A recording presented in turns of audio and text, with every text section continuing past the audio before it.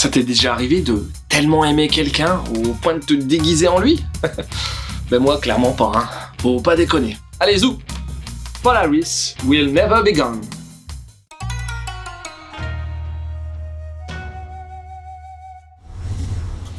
Histoire.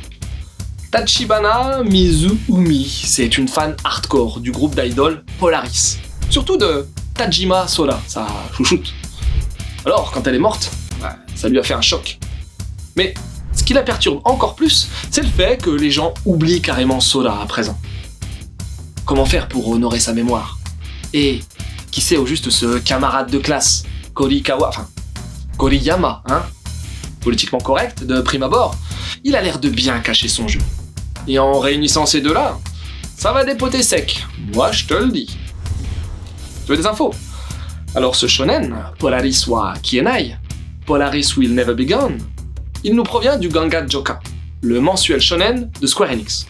Il a débuté en 2021 et fait en tout et pour tout 3 volumes. Au dessin et au scénar, on retrouve Shimamizu Eke, qui a déjà fait une paire de titres à tendance School Life depuis 2019. Ce titre est édité chez nous par Chato Chato, qui a d'ailleurs annoncé sa sortie à l'occasion des 5 ans de la boîte. L'édition est solide, le papier est top, que dire de plus? Ah, si! Joyeux anniversaire, joyeux anniversaire, joyeux anniversaire, Chato Chato, joyeux anniversaire, ta-na-na-na. Mon avis. Avec sa cover intrigante et son titre peu évocateur, difficile de savoir à quoi s'attendre avec Polaris Will Never Be Gone. Bon déjà, le dessin est cool. C'est joli. Bon, pas très original, mais ça fait largement le taf. Même si parfois les persos ont des pieds énormes.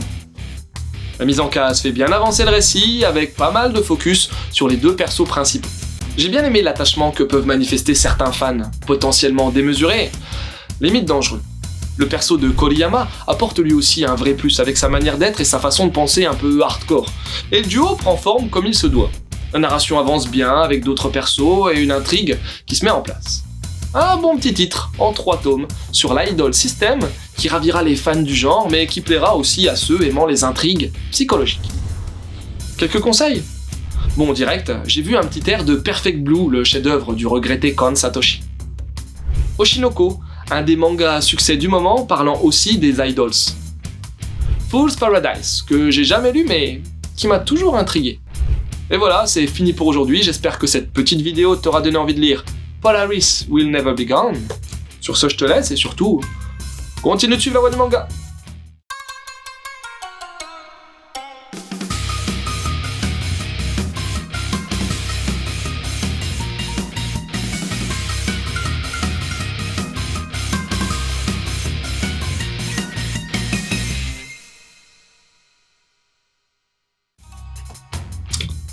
Quand j'étais gosse, attention, hein, grosse révélation, j'ai écrit à Manuela Lopez, une actrice AB Productions qui tournait dans Hélène et les garçons.